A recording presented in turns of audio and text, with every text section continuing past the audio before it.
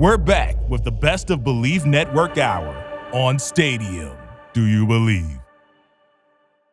We're back once again. The charity stripe. Hit your free throws because they are free. Josh Fisher, Alexander Tossman, the Rocktasopoulos, DJ, Nikki Snacks, Carter, Best of Bleav right here on Stadium. Gents, we were hyped about the Lions. We thought the Lions were on such a hot streak. They were going to the playoffs, and then they ran into not a buzzsaw. I'm not going to give the Thurs the buzzsaw. A handsaw. A handsaw that is the Thurs. And now their playoff chances are looking kind of bleak with the Commanders still in front. Aaron Rodgers smelling a bit of blood in the water. They have to win some games, though. The Lions do. Let's go to Glover Quinn and Jack Kavanaugh as they talk about this defeat. Check it out.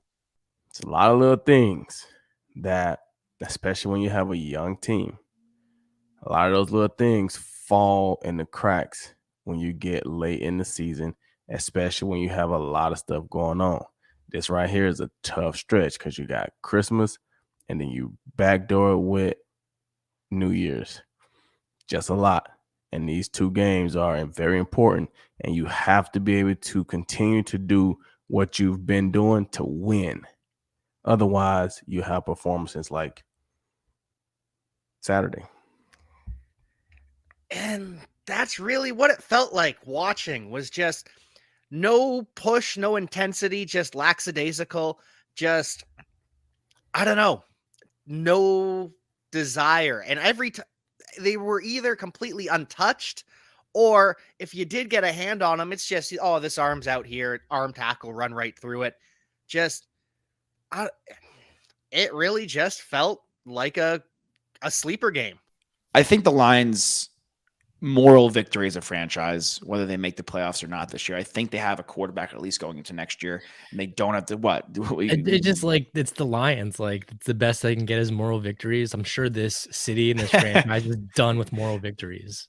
I mean, what do you mean done? They never had one. How can you be done with the moral victories? You never had one. You don't think that like the Calvin Johnson, Barry Sanders era, and Matthew Stafford, those are moral victories, guys that are legends. Yeah, I'm with Nick there. Like, you don't know that next year, fast forward a year from now, is the NFC going to shake out record-wise how it has this year? Like, it's been pretty favorable for this Lions team. I think so. Let me run this by you. Do you think there's going to be a team that potentially has a sub 500 record that makes the playoffs this season?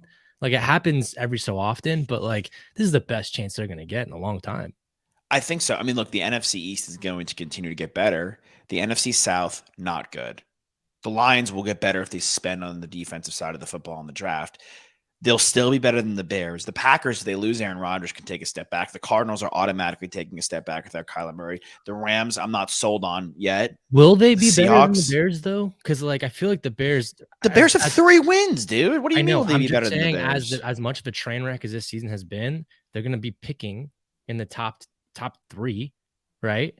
And they can retool and just build on Justin Fields. Like, they've had some like close games, and he's played really well. Yeah, but the Lions are in the playoff picture, and Goff has played really well. I get that. I'm just saying this is a really good opportunity. They did get beat by the Panthers, who's a very sneaky team, who I think that we all think can actually really make some noise here, and they control their own destiny. So we got a clip from those guys, right? Yep. Desmond Johnson, Skylar Callahan. Cut to him. He has a good point. I think right now, coming off this game, it's a bounce back game, a game that we needed to win, right? Got embarrassed against the Pittsburgh Steelers. Now we're going into a game with the Tampa Bay Buccaneers. Everyone's counting us out. Everyone is not talking about us. Let's keep it that way. Because if you fly under the radar and you end up where you want to be, that's all that matters. And I think the primetime situation, if it was going to happen, sure, that'd be great. But since it's not a bad thing. And so, Desmond, I know you upset because you want people to be, pumping up the Panthers and talking about them, and they deserve it. But it's good. It's good to be under the radar. Yeah, I'm kind of there, making moves, and just doing your business. Because at the end of the day, if you run in a business that nobody knows about, but you making money and that cash coming in, That's all you care about. I've kind of gone away from the whole wanting the national media to be like, come accept us, to the point where I'm like, you know what, fine, we'll just win football games, and eventually you're going to come back around, because they always do. That's how they treat us in the national media. They don't come around until it's near the end of whatever it is we're doing. And you know what we're going to do. We know what we're going to do. Calling people out. We calling out everybody. Yeah. I got local media out here. I seen y'all 11 weeks ago. The Thurs. Let me say this to you guys. You guys know I grew up a Brady fan my whole life. I'm actually rooting for the Thurs. I'm out on the Bucs. I want the Thurs to win. I think it's a fun story because they've fired their coach. You know, they traded away Christian McCaffrey. They've traded away or released Baker Mayfield. They've had a huge QB carousel of their own within their own franchise. So it would be a really awesome story for them to knock off the Bucs. You know, that disaster of a season that Tom Brady's had with the divorce and everything, and take control of that division. Here's what it comes down to. The Panthers play the Bucs. The Panthers essentially control their own destiny, and the Lions play the Packers next week. And it's always been about divisional rivals, and it will continue to be about divisional rivals. And I love that. I think there's nothing more exciting than having to play a team that you hate the most. The fans hate each other, the teams hate each other, and here they are. And it's like, this is what it's all about. I would love for the Thurs. I've come this far in this segment calling them that and Sam Darnold to beat Tom Brady. Yeah, again, I'm gonna agree with you. I would too, because that. Nick, where do you stand on that? Repeat the question one more time. Sorry, I was looking at you're okay. Who do you want to win the division, the Thurs or the Bucs? The Panthers for sure. Okay, Panthers with the P.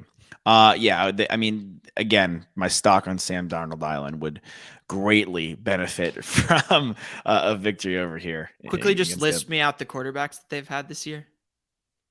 PJ Tucker, Sam Darnold, PJ Tucker, Baker Mayfield, PJ Walker, PJ Tucker.